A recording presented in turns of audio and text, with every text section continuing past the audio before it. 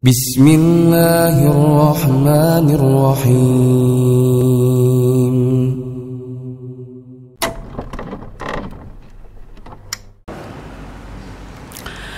Assalamualaikum warahmatullahi wabarakatuh.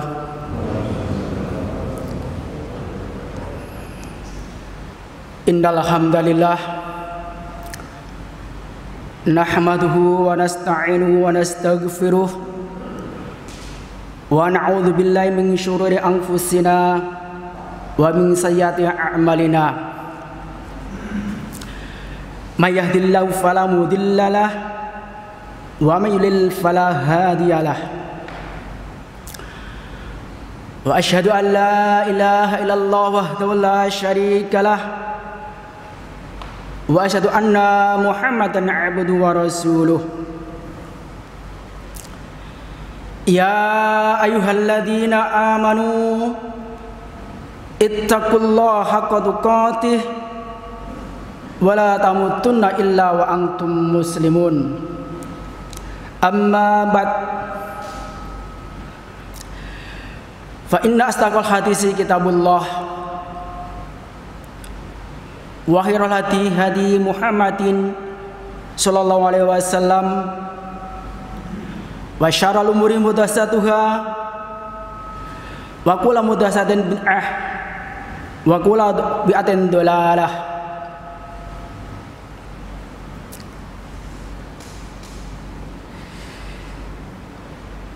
Segala puji bagi Allah, Rabb semesta alam. Semoga sholawat dan salam senantiasa dilimpahkan kepada Rasulullah SAW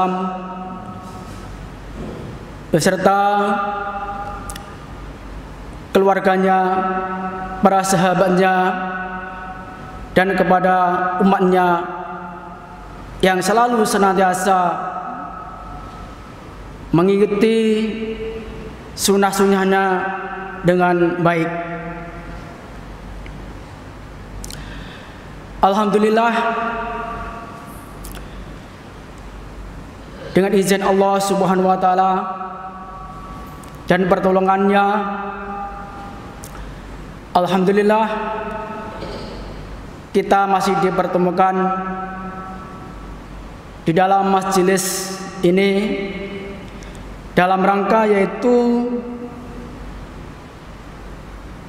belajar bersama-sama tentang ahkamu janaiz, tentang pengurusan jenazah.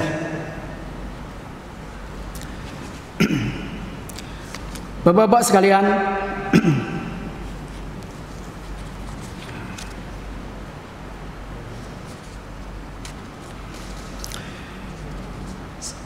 sebelum melanjutkan insyaallah melanjutkan pelajaran yang lalu, alangkah baiknya kita sedikit murojaah dulu.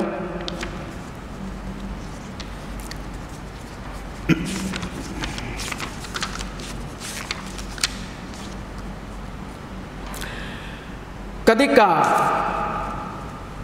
seseorang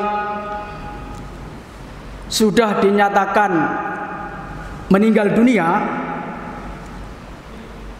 pada pertemuan yang lalu, yaitu ketika seseorang sudah meninggal dunia, maka langkah yang pertama yang dilakukan ialah menutup seluruh kedua matanya, yaitu memejamkan matanya. Karena apa? Seorang yang sudah meninggal,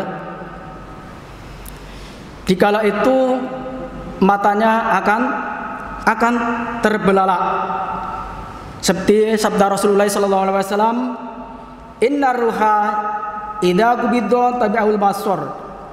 Sesungguhnya apabila ruh telah dicabut, maka pandangan mata akan mengikutinya. Makanya disunahkan, dianjurkan, disegera ditutup. Di dalam pelajaran yang kemarin adalah cara menutupnya adalah dari atas ditarik ke bawah. Itu dengan membaca doa. Jadi Allahumma ighfir lahu warfa darajatu fil mahdiyyin dan seterusnya. Ya Allah, ampunilah padanya dan angkatlah derajatnya.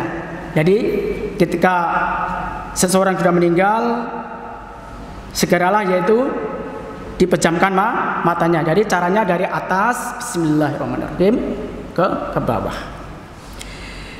Selanjutnya yaitu melemaskan seluruh persendian agar tidak kaku, tidak kaku. Selanjutnya yaitu menutupi seluruh anggota badannya dengan kain. Seperti perkataan Aisyah radhiyallahu anha, anna Rasulullah sallallahu alaihi wasallam hina tufiya sujiya biburdin khimarah. Ketika Rasulullah sallallahu alaihi wasallam meninggal, maka tubuh beliau ditutup dengan kain ibarah, yaitu kain yang bergaris-garis. Selanjutnya yaitu ketika sudah mayit meninggal, maka dibolehkan yaitu membuka wajahnya ketika belum dimandikan. Boleh dibuka wajahnya sambil mencium dan menangis. Artinya menangis di sini adalah tangisan yang tidak mengandung ratapan. Jadi diperbolehkan. Selanjutnya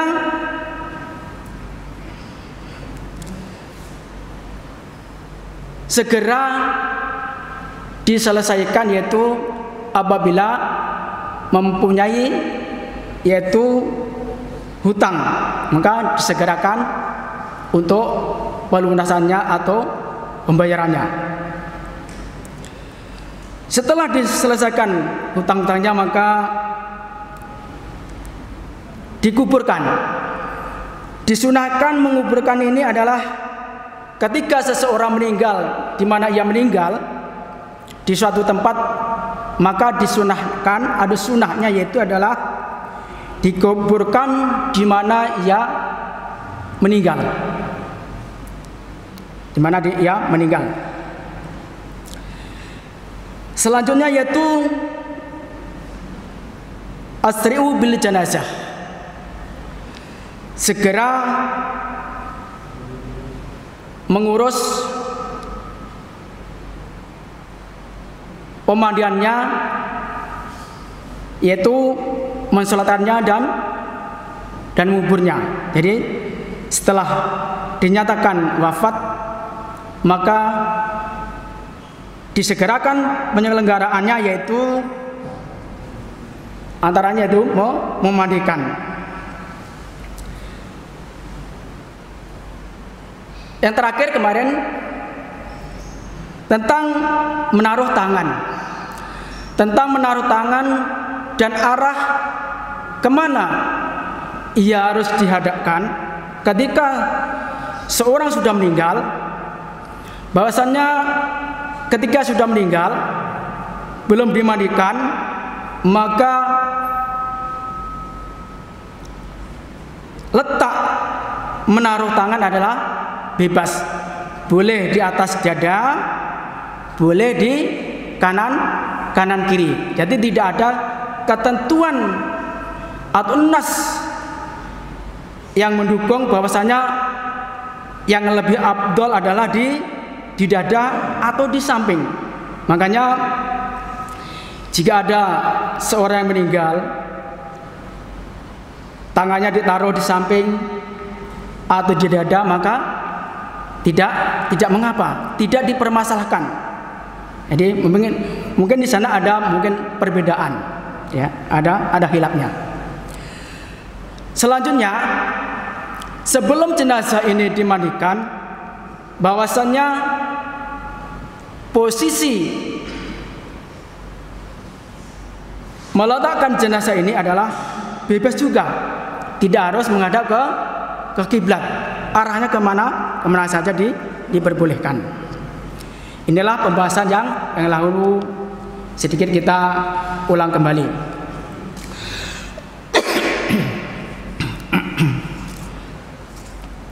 Baik, kita lanjut.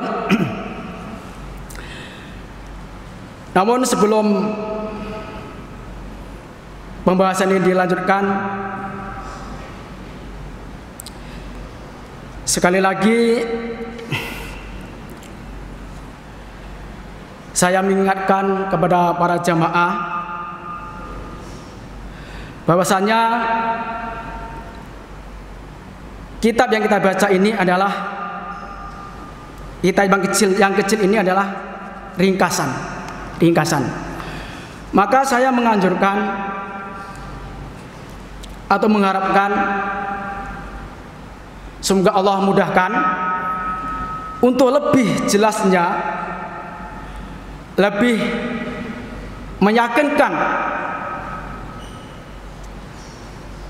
memahami tentang pengurusan jenazah ini, maka sebaiknya bapak-bapak bisa yaitu merujuk kitab ini, yaitu kitab Ahkamul Janaiz yang ditulis yaitu Syekh Muhammad Nasiruddin Al-Albani, yaitu hukum tata cara mengurus jenazah menurut Al-Quran dan As-Sunnah.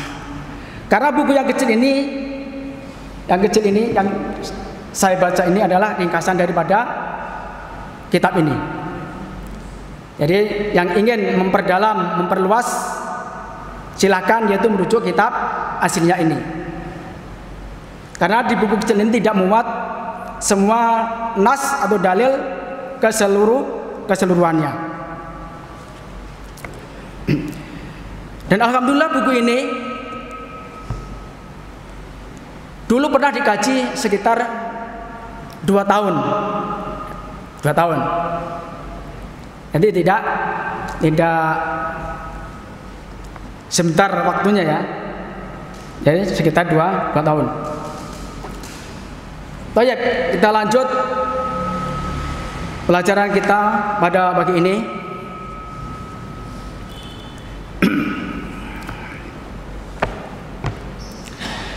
Setelah dinyatakan seorang meninggal, selanjutnya adalah menyegerakan pengurusannya, yaitu diantaranya adalah memandikan. Memandikan di sini ada syarat atau ketentuan yang harus kita perhatikan. Siapa-siapa saja yang berhak untuk memandikan jenazah ini,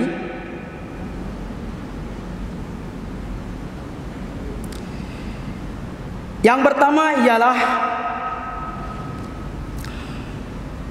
orang yang lebih mengetahui atau punya ilmunya tentang tata cara penyelenggaraan janaiz dengan sunnah Rasulullah Shallallahu Alaihi Wasallam. Jadi yang pertama, yang paling utama untuk memandikan yaitu orang yang lebih mengetahui tentang tata cara pengurusan jenazah dengan sunnah. Selanjutnya, yang utama urutannya yaitu orang yang telah diwasiati oleh jenazah ketika seseorang sebelum meninggalnya. Jadi urutan kedua, yang lebih utama yaitu yang memandikan jenazah adalah orang yang menerima wasiat sebelum dia meninggal. Siapa? Itu tentunya orang yang punya kemampuan. atau mengerti tentang cara pengurusannya. Kemudian bapaknya. Kemudian siapa? Kalau yang meninggal ini anaknya, maka yang utama yaitu bapaknya. Sebaliknya, kalau bapaknya meninggal, maka yang utama itu adalah anaknya, yang laki-laki. Barulah kerabat yang terdekat.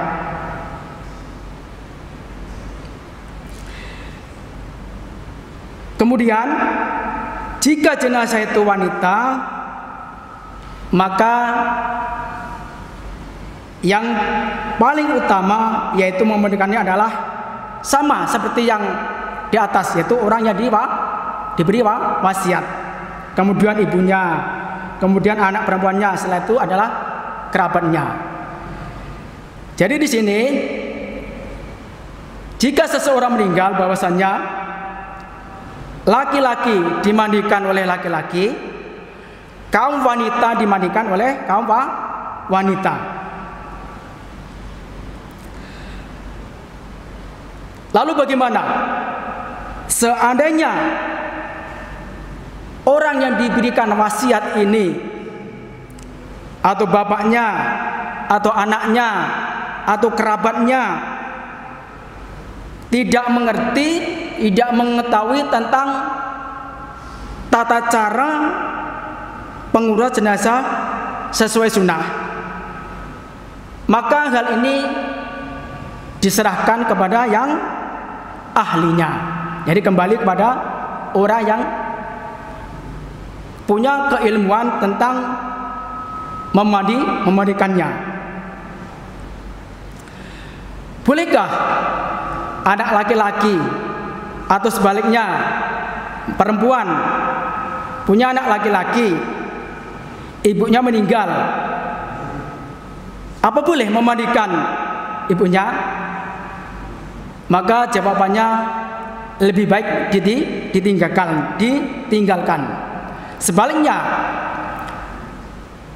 jika yang meninggal ibunya, maka seorang laki-laki juga tidak boleh memandikan ibunya. Yang perempuan juga tidak boleh memandikan bapaknya atau kakaknya atau adiknya. Baik, kita lanjut.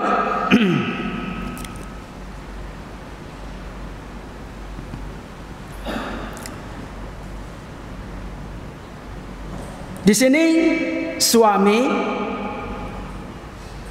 istri dibolehkan yaitu memandikan jenazah istrinya. Jika istrinya meninggal duluan, maka sang suami boleh memandikannya. Sebaliknya, jika seorang bapak meninggal, maka istri pun juga boleh memandikannya. Namun kebolehan ini, suami istri memandikan ini adalah ada catatan. Seandainya umpamanya nih, ada seseorang meninggal, kan dibolehkan istri memandikan suaminya, suami memandikan istrinya. Sekarang permasalahannya, bagaimana kalau seorang bapak atau suami meninggal, di situ sudah ada yang memandikannya, yaitu di kalangan orang laki-laki, maka tidak diperkenankan yaitu seorang istri untuk ikut memandikannya. Jadi istri boleh memandikan suami jika yang memandikan tidak ada, yaitu sekelompok laki-laki. Maka kalau suami meninggal, maka seorang istri dihindarkan tidak ikut memandikan. Kenapa? Kalau istrinya ini masih muda, mamanya nih, masih seger, terus bagaimana reaksi kita yang masih sehat, seorang yang memandikan seorang laki-laki, dia akan tidak fokus, pasti dia akan fokus. Itulah namanya manusia. Apalagi istrinya masih segar, masih genit. Apalagi istri itu kalau suaminya meninggal biasanya kan menangis. Seorang perempuan kalau menangis itu akan menambah apa? Menambah kecantikannya. Itulah fitrahnya seorang hamba Allah. Makanya jika sudah dimandikan oleh laki-laki, maka seorang istri tidak diperbolehkan untuk ikut memandikan, kecuali seorang istri ini sudah nenek-nenek, sudah tua, sudah sepuh, maka dipersilahkan. Jadi bolehnya suami istri memandikan ini adalah berdasarkan sabda Rasulullah SAW kepada Aisyah radhiyallahu anha, "Ma darraki law mitti qabli fasal tuki wa kafatuki summa sulaitu alaiki wa tamattuki." Tidak mengapa bila engkau meninggal sebelumku, karena aku akan memandikannya, mengkafanimu, kemudian mensolatkan dan menguburkannya.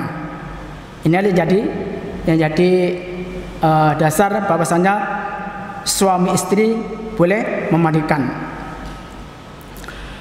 Kemudian laki-laki atau wanita, kalau di atas tadi tidak boleh istri memandikan suami kalau sudah ada yang memandikan seorang laki-laki. Laki maupun wanita dibolehkan memandikan, yaitu anak di bawah umur 7 tahun. Baik anak itu laki-laki atau perempuan. Maka seorang wanita atau seorang laki-laki boleh memandikan, laki boleh memandikan anak perempuan, wanita boleh memandikan anak laki-laki di bawah umur 7 tahun. Selanjutnya yaitu setelah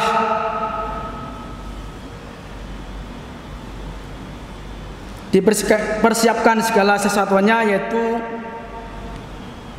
menutup seluruh aurat jenazah sebelum dimandikan. Jadi ketika seorang mayat sudah meninggal, maka wajib menutup aurat jenazah sebelum dimandikan. Kemudian melekas seluruh pakaiannya pakai gunting, ya. Jadi pakaian yang melekat, yang tidak bisa dilepas, maka digunting.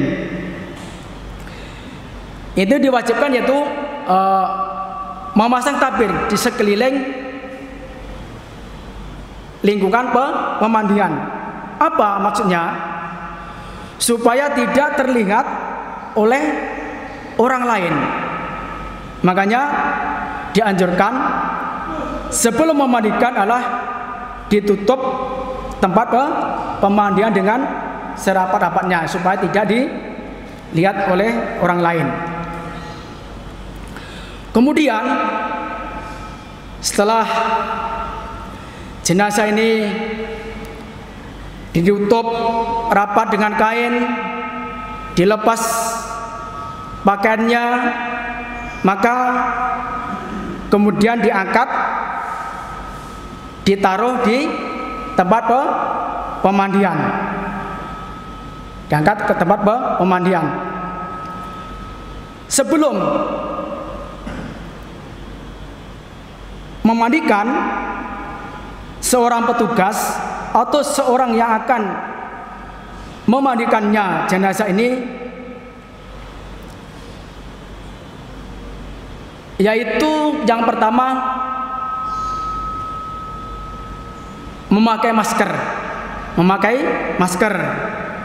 memakai sarung tangan, terus memakai penghalang badan, yaitu celemek atau APD.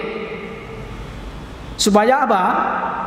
Masker ini menghalangi percikan air kotoran dari jenazah tadi. Sarung tangan fungsinya adalah supaya ketika memandikan nanti tidak menyentuh langsung dengan kulit atau badan jenazah. Celemek yaitu untuk menghalangi air supaya tidak membasahi badan.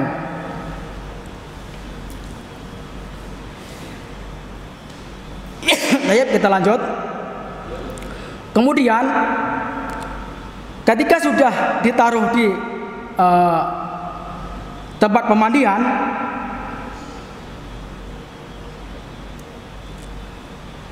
maka dilakukannya yaitu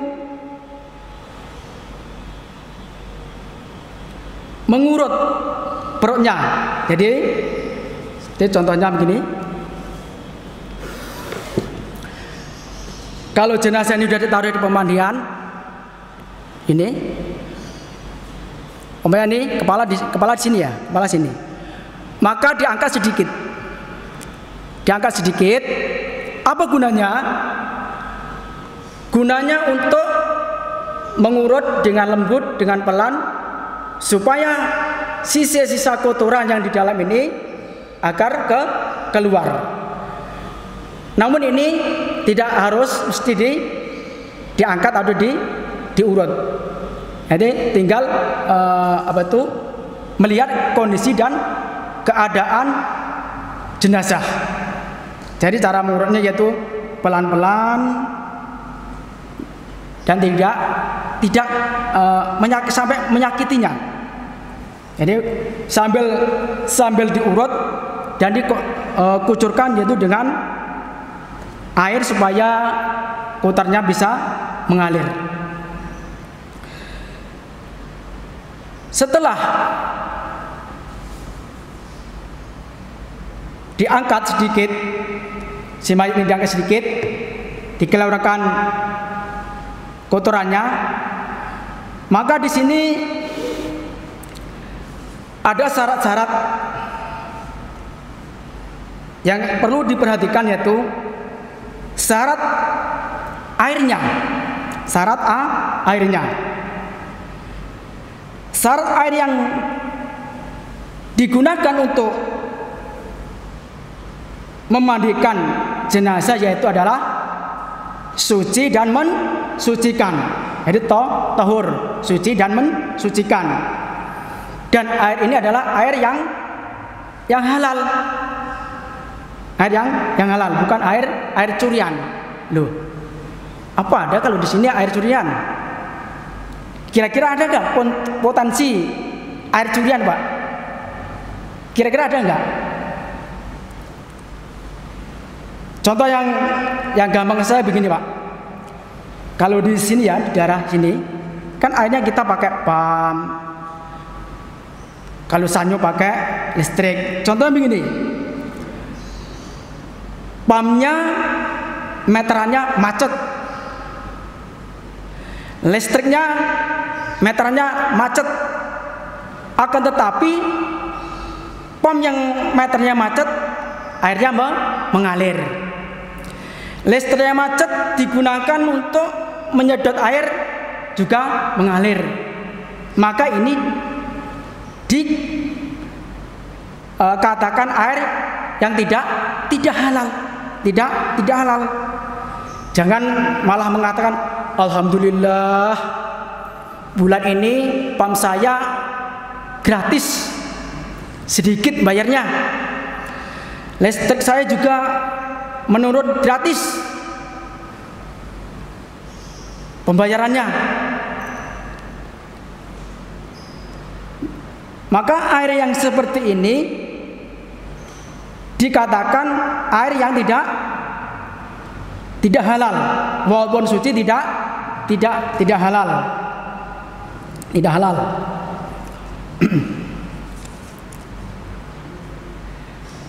Lalu setelah dipersiapkan air yang suci dan mensucikan yang halal, maka mulailah kita mencuci. Yang pertama dua dimulai dari mencuci kemaluan. Jadi tahap yang pertama untuk memandikan yaitu mencuci kemaluan.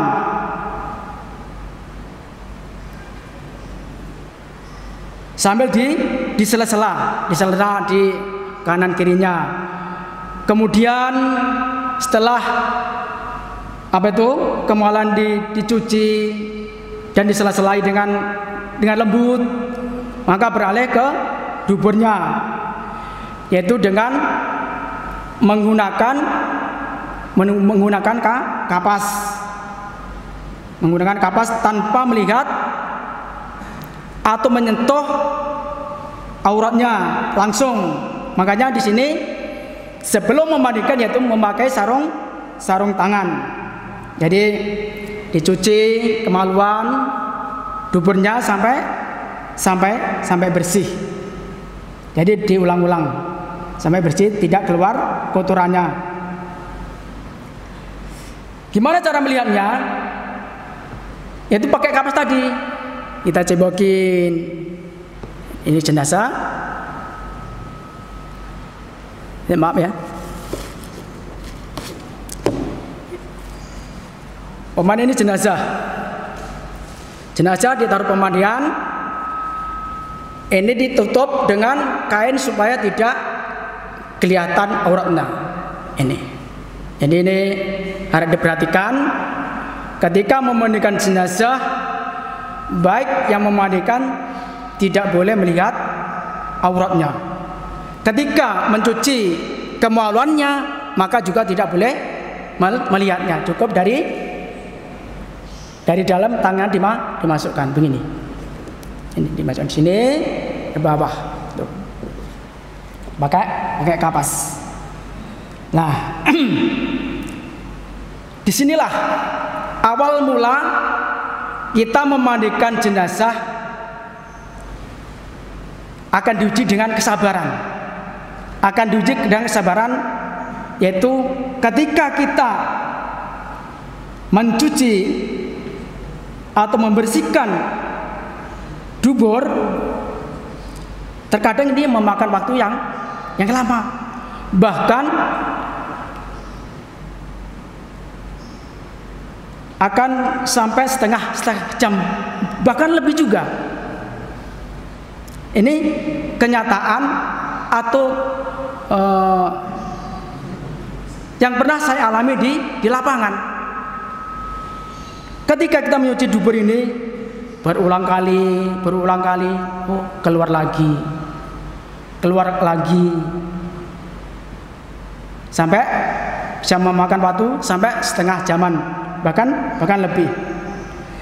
Namanya kotoran, ya, nama kotoran kan, ya kita harus tahu sendiri. Yang namanya kotoran pasti tidak harum baunya.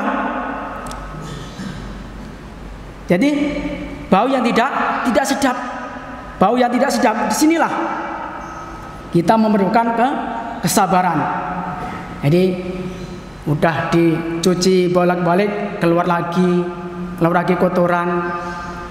Apalagi memandikannya tanpa mengharapkan sesuatu imbalan, kecuali mengharapkan ridho dari Allah Subhanahu wa taala. Kalau ini tidak ditumbuhkan kesabaran, maka akan terjadi tidak keikhlasan. Tidak keikhlasan. Karena sudah dibersihkan, keluar lagi. Jangan keluar lagi. Disinilah membutuhkan yaitu kesabaran. Lalu bagaimana? Kalau terus keluar lagi, sudah lama keluar lagi, tidak berhenti-berhenti. Kalau kondisi sudah begini, yaitu kata Allah Subhanahu wa taala, la yukallifullahu nafsan illa wus'aha. Allah tidak akan membebani seseorang melainkan sesuatu sesuai dengan kemampuannya. Jadi kalau sudah dibersihkan masih keluar lagi kotoran, maka tidak dibebankan atau membebani diri seseorang yang memandikan. Itu langsung disumpal duburnya dengan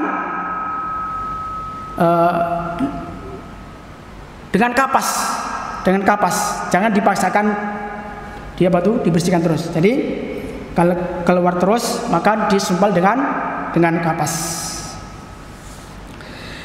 Setelah dinyatakan penyucian ini bersih, tidak mengeluarkan kotoran lagi, selanjutnya kita mulai yaitu cuci tangan. Setelah kita bersihkan, jenazah ini sudah bersih ya. Ini katakanlah jenazah. Nanti insya Allah akan kita praktekkan.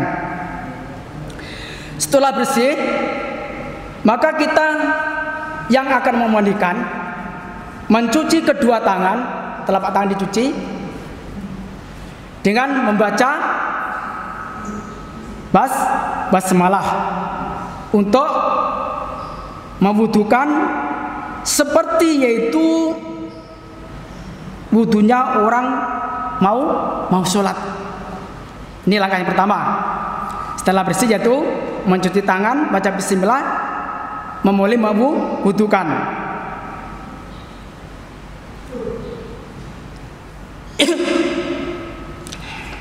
Dengan baca basmalah. Seperti sabda Rasulullah SAW, ibta'na biyaminiha wa mamadi'il wudu'i minha. Mulailah kalian dengan anggota badannya sebelah kanan dan anggota wudunya. Jadi langkah pertama yaitu tangan diwudukan. Bagaimana cara memwudukan? Yaitu cara memwudukan adalah tidak boleh memasukkan air ke dalam mulut atau ke dalam hidungnya. Jadi cara memwudukan mayit tidak boleh memasukkan langsung ke dalam mulut atau ke dalam lubang hidungnya. Cukup yaitu mengambil kapas, dibasahin dan digosokkan ke dalam mulutnya sambil menggosok giginya dan hidungnya sampai tiga kali. Jadi sampai tiga kali. Setelah diwudukan, kemudian menginjak itu mengkeramasinya atau menyuci kepalanya. Langkah yang pertama yaitu setelah diwudukan yaitu mencuci kepala. Mencuci kepala ini adalah disunahkan yaitu memakai daun bidara. Jadi memakai daun bidara yang sudah kucek-kucek sampai lembut, mengeluarkan lendir, dicampur dengan air, maka digunakan untuk mencuci kepala. Mencuci kepala sambil pakai sapu juga boleh, sambil di sela-sela di sela-sela begini. Jadi selain diguyurkan langsung, maka kepala ini di sela-sela. Ini di sela-sela gini. Ini. Kemudian setelah kepala diguyur dengan campuran air bidara, maka selanjutnya sisa air bidara ini digunakan untuk menyiram di seluruh anggota badannya. Jadi sisa air tadi untuk mencuci kepala, maka sisanya untuk mencuci anggota badan lainnya.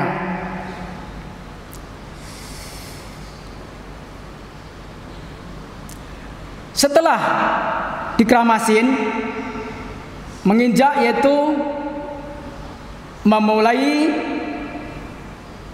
memandikan, mencuci tubuh jenazah, dimulai dari bagian kanan. Jadi dari bagian kanan. Sebab ini jenazah, kepala di sini, maka disiram di sini dari kanan, pokoknya di sebelah sini ya. Tetap memperhatikan yaitu aurat, tidak boleh melihat langsung. Jadi sambil diguyur, dimulai gosok dari kanan sampai bersih, sampai kaki, ujung kaki. Setelah sebagian kanan ini sudah disiram, maka dibalikkan, dimiringkan sedikit untuk mencuci bagian belakangnya. Tetap ini tutup, ini menutup aurat, tidak boleh dilihat atau boleh disingkap. Jadi setelah dari atas dibalik, bawahnya itu sebelah kanan bagian bawah itu.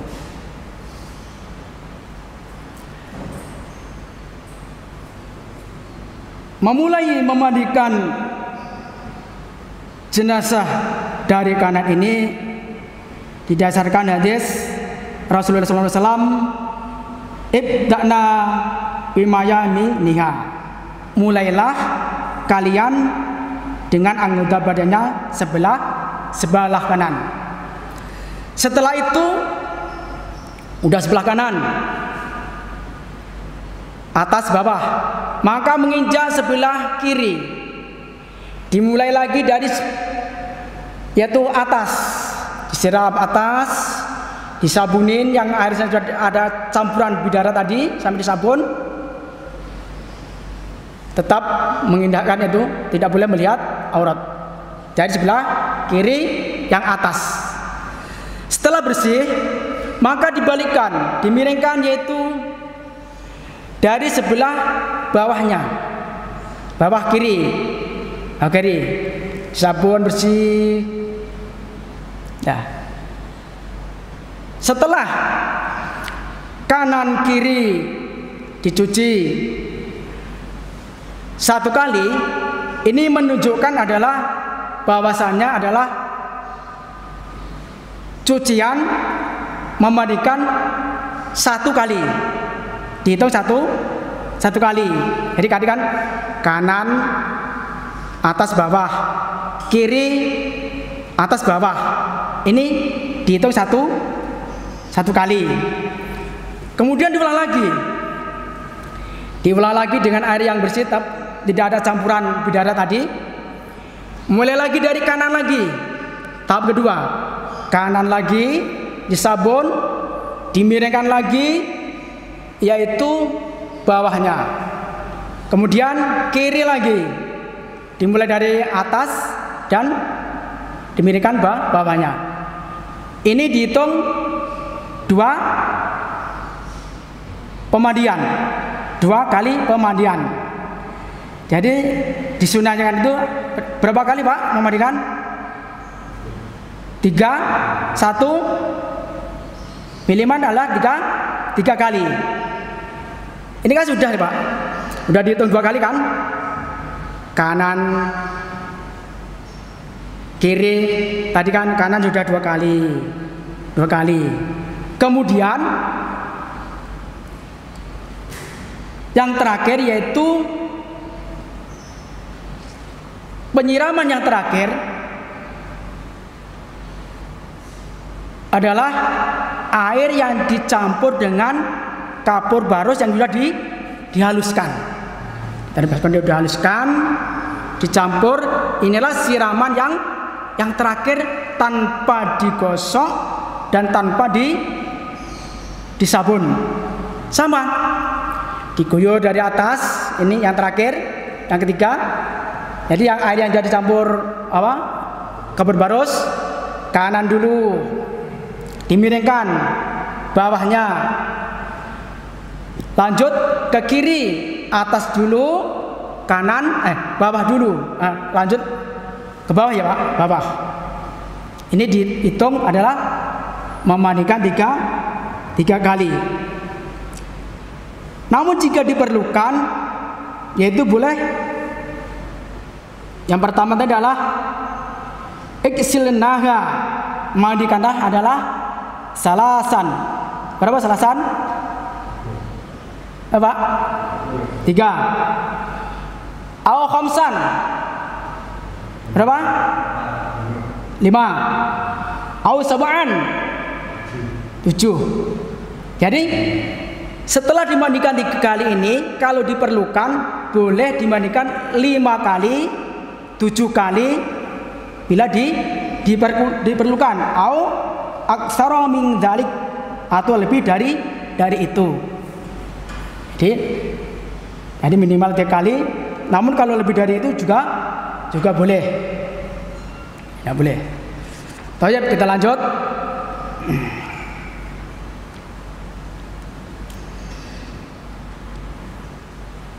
Tadi yang terakhir adalah mencampur kapur barus dengan air untuk pemandian yang terakhir.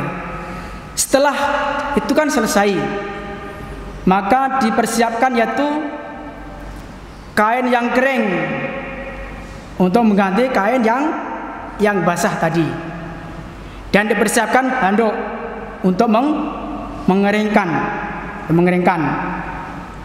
Ya. Jadi setelah selesai, maka diambillah kain ini kain yang basah ini.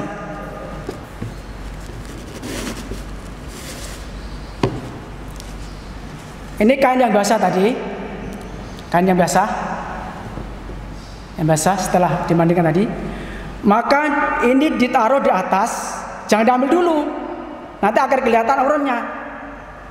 Jadi ditaruh di atas, ditarik ke bawah atau ke atas, tanpa terbuka dan melihat auratnya. Ini dah dilepas, ini yang basah, baru kita anduki sampai bersih. Ya. Gampang Pak ya? Gampang nggak Pak?